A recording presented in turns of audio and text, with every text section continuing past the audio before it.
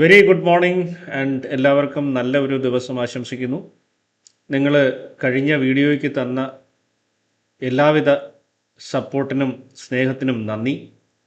അതുകൊണ്ട് തന്നെ ഇന്ന് ഒരു വളരെ ഇൻട്രസ്റ്റിംഗ് ആയിട്ടുള്ള ഒരു ചെറിയ വീഡിയോ, ടെക്നിക്കൽ വീഡിയോ ചെയ്യാമെന്ന് തോന്നി. ഇന്ന് മെയ് 1 ലോക തൊഴിലാളികൾ സമരം ചെയ്ത് അവരുടെ ശക്തി തെളിയിച്ച് അവരുടെ അവകാശങ്ങൾ നേടിയെടുത്ത ദിവസം. അപ്പോൾ എന്തുകൊണ്ടും സ്ട്രെങ്തിനെക്കുറിച്ച്, ശക്തിയെക്കുറിച്ച് സംസാരിക്കുന്നതിനാണ് ഇന്ന് പ്രസക്തി. അതുകൊണ്ട് തന്നെ സ്റ്റോക്കിന് ശക്തി ഉണ്ടോ എന്ന് നമുക്കെങ്ങനെ നോക്കാം? How can we check the stock is having a strength, or how can we check the stock is going to perform? അപ്പോൾ അതിന് ഏത് ഇൻഡിക്കേറ്റർ ഉപയോഗിക്കാം എന്നാണ് നമ്മൾ ഇന്നത്തെ വീഡിയോയിലൂടെ ചെക്ക് ചെയ്യുന്നത്. അപ്പോൾ നമുക്ക് വീഡിയോയിലോട്ട് പോകാം. Let's go.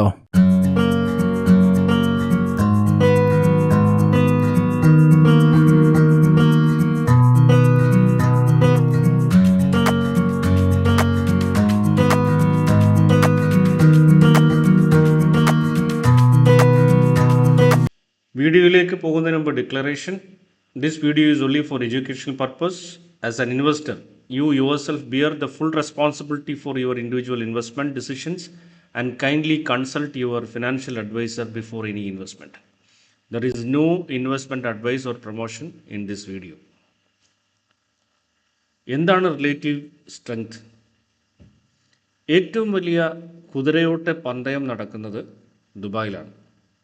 അവിടെ ശക്തരായിട്ടുള്ള കുതിരകൾക്ക് മേളിലാണ്, അല്ലെന്നുണ്ടെങ്കിൽ പെർഫോം ചെയ്യുന്ന കുതിരകൾക്ക് മേളിലാണ് ആളുകൾ ബെറ്റ് വയ്ക്കുന്നത്. നമ്മൾ സ്റ്റോക്ക് മാർക്കറ്റിൽ ഇതുപോലുള്ള ശക്തമായ സ്റ്റോക്കുകളുടെ മത്സരമാണ് നടക്കുന്നത്. സ്റ്റോക്കുകളിൽ സ്ട്രെങ്ത് ഉണ്ടെങ്കിൽ മാത്രമേ നമുക്ക് അവ പെർഫോം ചെയ്യുന്നതായിട്ട് കാണാൻ പറ്റുള്ളൂ. അല്ലെന്നുണ്ടെങ്കിൽ അവ ടാർഗറ്റിൽ എത്തുകയോ അല്ലെന്നുണ്ടെങ്കിൽ നമുക്ക് റവന്യൂ ജനറേറ്റ് ചെയ്ത് തരികയോ ചെയ്യുള്ളൂ. ഒരു ഓട്ടപ്പന്തയം ഒന്ന് സങ്കല്പിച്ച് നോക്കാം. പങ്കെടുക്കുന്നത് 2 പേരാണ്. ഒന്ന് ഉസൈൻ ബോൾട്ടും മറ്റൊന്ന് നമ്മുടെ നാട്ടിലുള്ള ഒരു കുട്ടപ്പൻ ചേട്ടനും. ഉസൈൻ ബോൾട്ടിനെ കുറിച്ച് നിങ്ങൾക്കെല്ലാം അറിയാം. പ്രൂവണായിട്ടുള്ള റെക്കോർഡുള്ള ഒരു മനുഷ്യനാണ്. ഒരുപാട് റെക്കോർഡുകൾ ഭേദിച്ചിട്ടുള്ളൊരു മനുഷ്യനാണ്. ഒരുപാട് ട്രെയിൻ ചെയ്തിട്ടുള്ള വളരെ പെർഫെക്റ്റ് ആയിട്ടുള്ളൊരു റണ്ണറാണ്.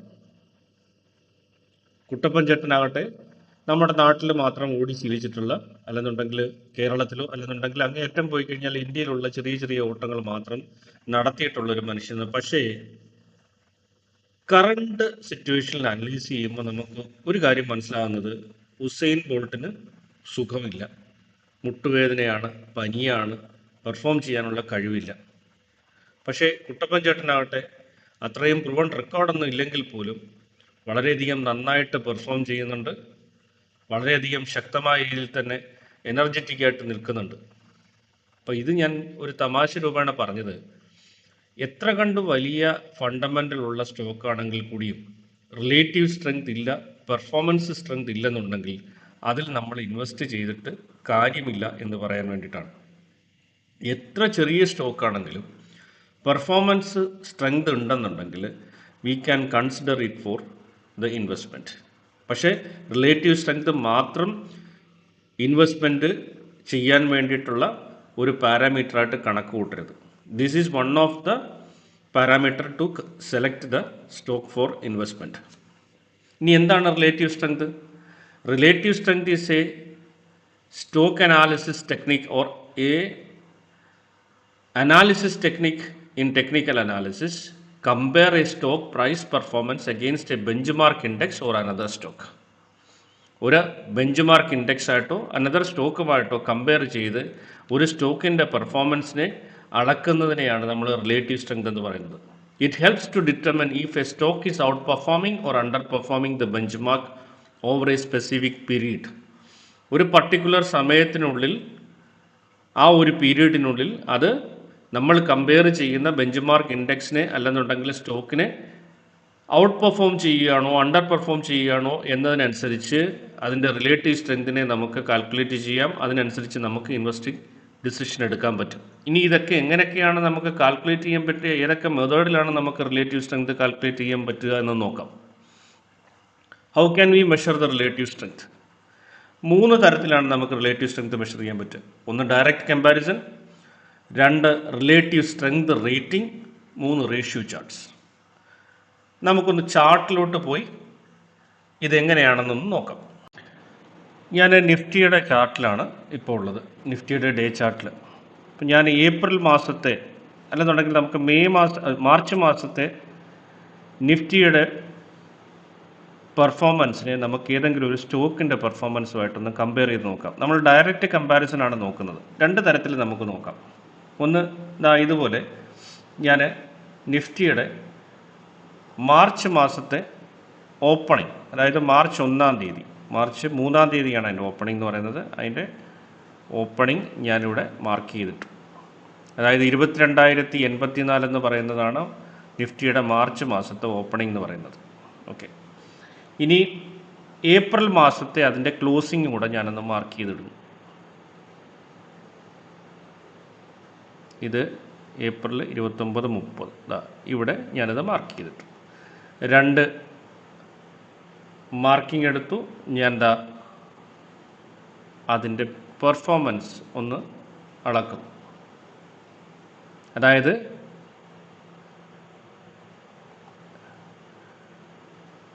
ഏകദേശം 10.31% അത് പെർഫോം ചെയ്തു എന്ന് നമുക്ക് കാണാൻ പറ്റും. അതായത് മാർച്ച് 1-ാം തീയതി അല്ലെങ്കിൽ മാർച്ച് 3-ാം തീയതി മുതൽ ഏപ്രിൽ മാസം 30-ാം തീയതി വരെ ഏകദേശം 10.31% അപ്രോക്സിമേറ്റ്ലി അത് നിഫ്റ്റി പെർഫോം ചെയ്തു എന്ന് നമുക്ക് കാണാൻ പറ്റും. ഇനി നമുക്ക് ഏതുമായിട്ടാണ് കമ്പയർ ചെയ്യേണ്ടത്? നമ്മൾ കമ്പയർ ചെയ്യുന്നത് ഇൻഫോസിസുമായിട്ട്. ഇൻഫോസിസിൻ്റെ ചാർട്ട് എടുക്കുന്നു. അതുപോലെ നേരത്തെ ഞാൻ ചെയ്തതുപോലെ തന്നെ ഞാൻ മാർച്ച് മാസത്തെ ഓപ്പണിംഗ് ഞാൻ എടുക്കുന്നു. മാർച്ച് മാസത്തെ ഓപ്പണിംഗ് എന്ന് പറയുന്നത് ഇതാണ്.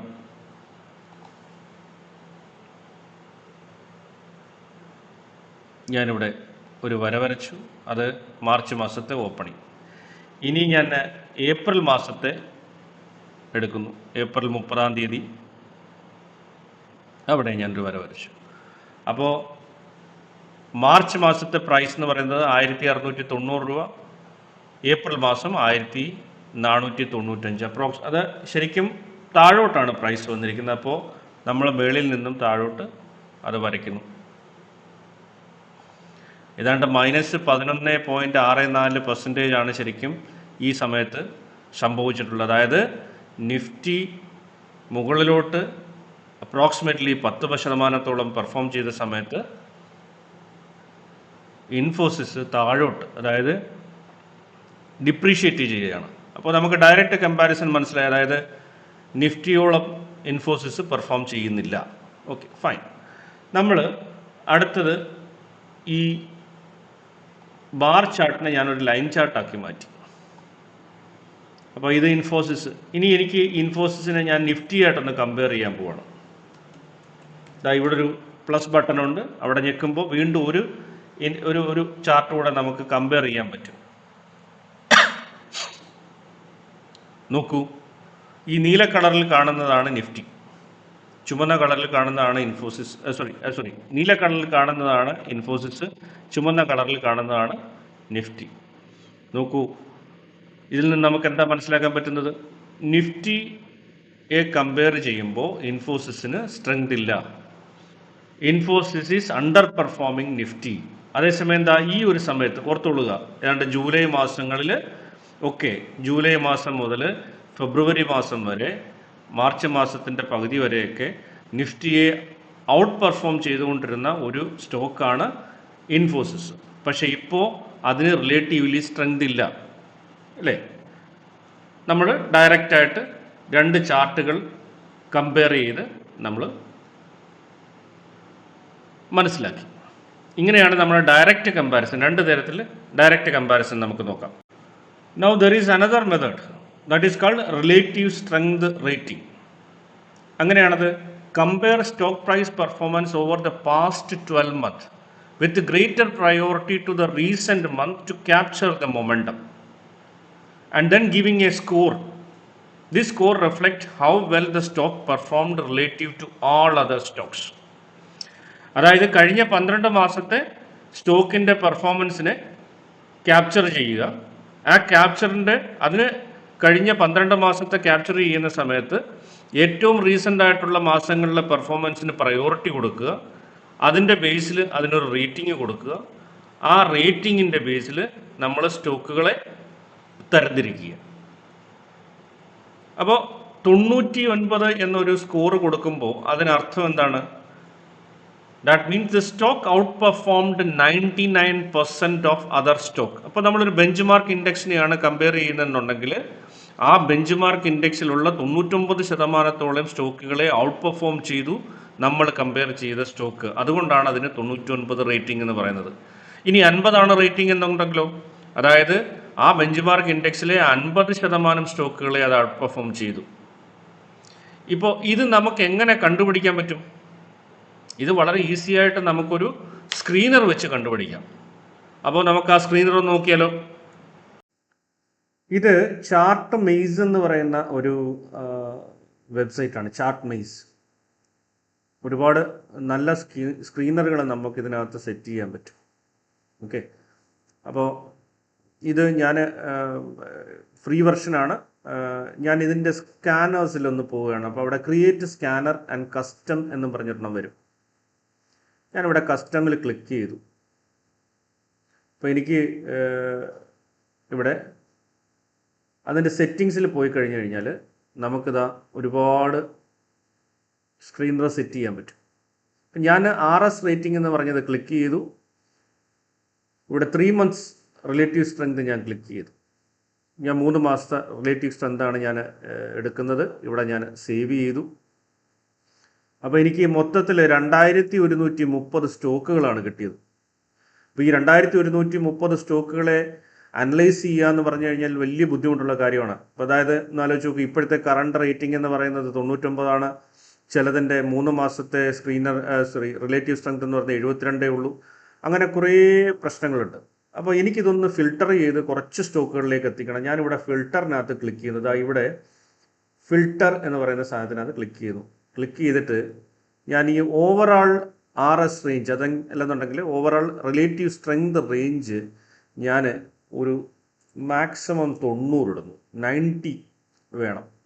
ഓക്കെ, അല്ലെന്നുണ്ടെങ്കിൽ വേണമെന്നുണ്ടെങ്കിൽ നമുക്ക് കൂടുതൽ ഇപ്പം ഒരു ഇവിടെ നമുക്ക് വേണമെന്നുണ്ടെങ്കിൽ ഒരു കണ്ടീഷനോട് കൊടുക്കാം. അതായത് എബോ അല്ലെങ്കിൽ ബിലോ മൂവിങ് ആവറേജ്. ഞാനൊരു 50 ദിവസത്തെ മൂവിങ് ആവറേജിന് മേളിലുള്ള സ്റ്റോക്കുകൾ മാത്രം മതി എനിക്ക്. ഞാനവിടെ ക്ലിക്ക് ചെയ്തു, സേവ് ചെയ്തു.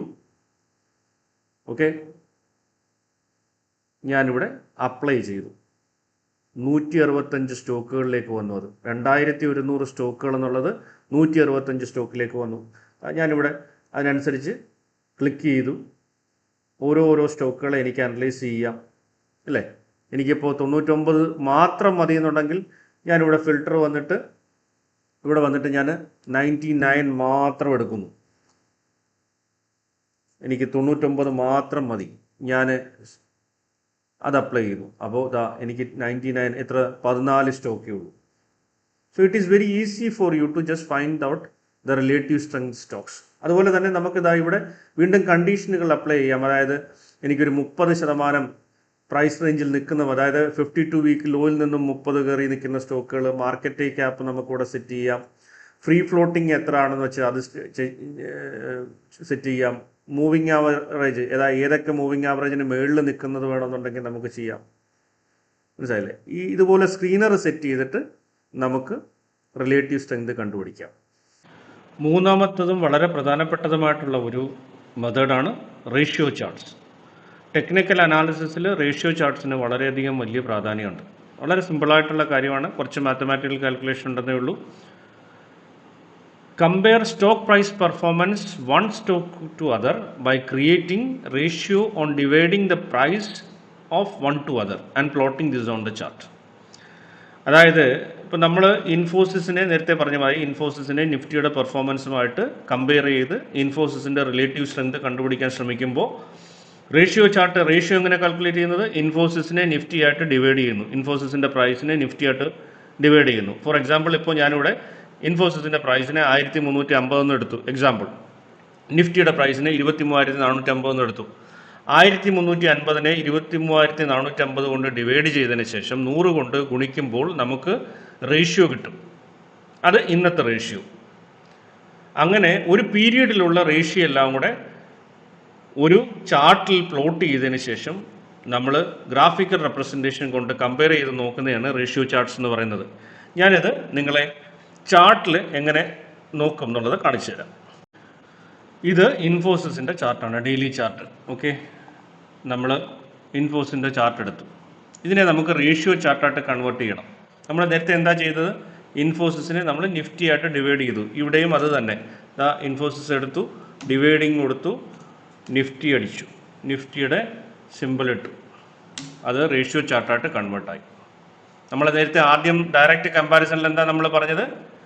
അതായത് ജൂലൈ മാസം മുതൽ കഴിഞ്ഞ മാർച്ച് മാസം വരെ, ഫെബ്രുവരി മാസം വരെയൊക്കെ നിഫ്റ്റി ഔട്ട് പെർഫോം ചെയ്തുകൊണ്ടിരുന്നത് ആണ് Infosys. Infosys was out performing the Nifty. കണ്ടില്ലേ? വളരെ മനോഹരമായൊരു രീതിയിൽ അത് ഔട്ട് പെർഫോം ചെയ്തിട്ടുണ്ട്. നമ്മൾ സെപ്റ്റംബറിലെ താഴ്ചയൊക്കെ ഉണ്ടായിരുന്ന സമയങ്ങളിലൊക്കെ നമുക്ക് അറിയാൻ പറ്റുന്ന ഒരു കാര്യം എന്ന് വെച്ച് കഴിഞ്ഞാൽ നിഫ്റ്റി നല്ല രീതിയിൽ പെർഫോം ചെയ്തുകൊണ്ടിരുന്നു, അല്ലേ? ഇൻഫോസിസ് നല്ല രീതിയിൽ പെർഫോം ചെയ്തുകൊണ്ടിരുന്നു. നിഫ്റ്റി താഴോട്ടായിരുന്ന സമയത്ത് ഇൻഫോസിസ് ഏതാണ്ട് ഈ സെപ്റ്റംബറിലൊക്കെ ബിഗിനിങ്ങിൽ, അതായത് നിഫ്റ്റിയുടെ താഴ്ച തുടങ്ങുന്ന സമയത്ത്, നിഫ്റ്റിയുടെ ഒരു വലിയ കറക്ഷൻ, നമ്മൾ നേരിട്ടൊരു വലിയ കറക്ഷൻ തുടങ്ങുന്ന സമയത്ത് ഇൻഫോസിസ് നല്ല രീതിയിൽ പെർഫോം ചെയ്തുകൊണ്ടിരുന്നതാണ്. പക്ഷേ ഇപ്പോൾ നിഫ്റ്റി പെർഫോം ചെയ്യാൻ തുടങ്ങിയപ്പോൾ ഇൻഫോസിസ് താഴെയാണ്. ഇതാക്കണ്ടില്ലേ? ഇത് നമ്മൾ നേരത്തെ ഡയറക്റ്റ് കമ്പാരിസണിലും കണ്ടു. ഇതിപ്പോൾ നമ്മുടെ റേഷ്യോ ചാർട്ട്. ഇനിയിപ്പോൾ നിഫ്റ്റി അണ്ടർ പെർഫോം ചെയ്യുകയാണെന്നുണ്ടെങ്കിൽ ഇത് പതുക്കെ മുകളിലോട്ട് കയറും, അല്ലേ? അതല്ല, ഇൻഫോസിസ് പെർഫോം ചെയ്യുകയാണെന്നുണ്ടെങ്കിലും ഇത് മുകളിലോട്ട് കയറും. ശരിയല്ലേ? ഒന്നെങ്കിൽ നിഫ്റ്റി പെർഫോം ചെയ്യാതിരുന്നു കഴിഞ്ഞാൽ ഇത് മുകളിലോട്ട് കയറും, അല്ലെന്നുണ്ടെങ്കിൽ ഇൻഫോസിസ് പെർഫോം ചെയ്ത് കഴിഞ്ഞാൽ ഇത് മുകളിലോട്ട് കയറും. ഇനിയിപ്പോൾ നമ്മൾ ഫോർ എക്സാമ്പിൾ നമ്മളിപ്പോൾ HDFC ബാങ്കിനെ എടുക്കുന്നു. നമ്മൾ നേരത്തെ കണ്ടല്ലേ, നമ്മൾ കമ്പയർ ചെയ്ത് നോക്കിയാണ്. HDFC ബാങ്കിനെ എടുത്തു, കണ്ടോ? HDFCയുടെ ചാർട്ടാണിത്. ഇനി ഞാൻ HDFC ബാങ്കിൻ്റെ പെർഫോമൻസിനെ അതിൻ്റെ റിലേറ്റീവ് സ്ട്രെങ്ത് കണ്ടുപിടിക്കാൻ വേണ്ടിയിട്ട് നിഫ്റ്റിയുടെ പെർഫോമൻസുമായിട്ടൊന്ന് കമ്പയർ ചെയ്ത് നോക്കുന്നു. റേഷ്യോ ചാർട്ടിലോട്ട് കൺവേർട്ട് ചെയ്യുന്നു. Nifty divided by HDFC divided by Nifty. നോക്കൂ, വളരെ മനോഹരമായ രീതിയിൽ നമുക്ക് കാണാൻ പറ്റുന്നുണ്ട്, അല്ലേ? നിഫ്റ്റിയെ ഔട്ട് പെർഫോം ചെയ്യുകയാണ് HDFC ബാങ്ക്. നിഫ്റ്റി താഴോട്ടാണെങ്കിൽ HDFC ബാങ്ക് മുകളിലോട്ടാണ്, അല്ലേ? ഇനിയിപ്പോൾ നമുക്ക് വേണമെന്നുണ്ടെങ്കിൽ ഫോർ എക്സാമ്പിൾ ഒരു കാര്യം കൂടെ ചെയ്യാം. സ്റ്റേറ്റ് ബാങ്ക് ഓഫ് ഇന്ത്യയുടെ ചാർട്ട് എടുത്തു. ഇനിയിപ്പോൾ ഞാൻ സ്റ്റേറ്റ് ബാങ്ക് ഓഫ് ഇന്ത്യയെ ഞാൻ കമ്പയർ ചെയ്യാൻ പോവുകയാണ് നിഫ്റ്റിയായിട്ട്. ഒന്ന് റേഷ്യോ ചാർട്ട് ആയിട്ടൊന്ന് അനലൈസ് ചെയ്ത് നോക്കാം. ഇറ്റ്സ് നോട്ട് പെർഫോമിങ്, അല്ലേ? താഴോട്ടാണ്. അപ്പോൾ നമ്മൾ മനസ്സിലാക്കേണ്ടതെന്ന് വെച്ച് കഴിഞ്ഞാൽ ഏതൊരു ഇൻഡെക്സിനെ വെച്ചിട്ടാണോ നമ്മൾ ഇതിനെ കമ്പയർ ചെയ്യുന്നത്, അതിന് അഗെയിൻസ്റ്റ് ആയിട്ടാണ് നമ്മൾ ഇതിൻ്റെ റിലേറ്റീവ് സ്ട്രെങ്ത് കണ്ടുപിടിക്കുന്നത്. അപ്പോൾ റിലേറ്റീവ് സ്ട്രെങ്തിൻ്റെ ഇമ്പോർട്ടൻസ് എന്താണ്? ഒരു ബോർഡർ ഇൻഡെക്സ് അല്ലെന്നുണ്ടെങ്കിൽ ഒരു ബെഞ്ച് മാർക്ക് ഇൻഡെക്സ് പെർഫോം ചെയ്യുമ്പോൾ അതിൻ്റെ കൂടെ തന്നെ പെർഫോം ചെയ്യുന്ന സ്റ്റോക്കുകളിൽ വേണം നമ്മൾ ഇൻവെസ്റ്റ് ചെയ്യാനോ അല്ലെന്നുണ്ടെങ്കിൽ ആവറേജ് ചെയ്യാനോ ഉള്ളത്. മൊമെൻറ്റം ഉള്ള സ്റ്റോക്കുകളിലാണ് നമ്മൾ ട്രേഡ് എടുക്കാനുള്ളത് അല്ലെന്നുണ്ടെങ്കിൽ ഇൻവെസ്റ്റ് ചെയ്യാനുള്ളത്.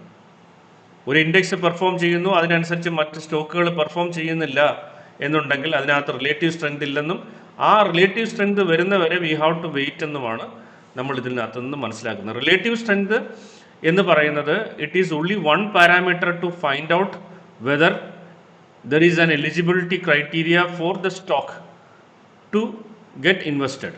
അല്ലെന്നുണ്ടെങ്കിൽ നമ്മുടെ പോർട്ട്ഫോളിയോയിലേക്ക് നമുക്ക് എടുത്ത് വെക്കുന്നതിന് മുമ്പ് ഈ സ്റ്റോക്കിന് സ്ട്രെങ്ത് ഉണ്ടോ എന്ന് മനസ്സിലാക്കുന്നതിന് വേണ്ടിയിട്ട് നമ്മൾ ചെയ്ത് നോക്കേണ്ടതായിട്ടുള്ള ചെറിയ 3-4 പൊടിക്കൈകളാണ് ഈ പറഞ്ഞ റിലേറ്റീവ് സ്ട്രെങ്ത് എന്ന് പറയുന്നത്. സ്റ്റോക്ക് മാർക്കറ്റ് ഇൻവെസ്റ്റ്മെൻറ്റ് ജേർണിയിൽ ലാഭം നേടിയെടുക്കുവാൻ അല്ലെന്നുണ്ടെങ്കിൽ സർവൈവ് ചെയ്യുവാനായിട്ട് സെൽഫ് നോളജ് അപ്ഡേഷൻ വളരെ പ്രധാനപ്പെട്ടതാണ്. ആ ഒരു മേഖലയിൽ ഇതുപോലുള്ള ചെറിയ ചെറിയ വീഡിയോകളുമായിട്ട് ടെക്നോ ഫണ്ട് എന്നും നിങ്ങളോടുണ്ടാവും. വീഡിയോ നിങ്ങൾക്ക് ഇഷ്ടപ്പെട്ടുവെങ്കിൽ ദയവ് ചെയ്ത് സബ്സ്ക്രൈബ് ചെയ്യുക, ഷെയർ ചെയ്യുക, കൂട്ടുകാരോടൊക്കെ കാണാൻ പറയുക. sharing you all the positiveness and wishing you all the best. Bye.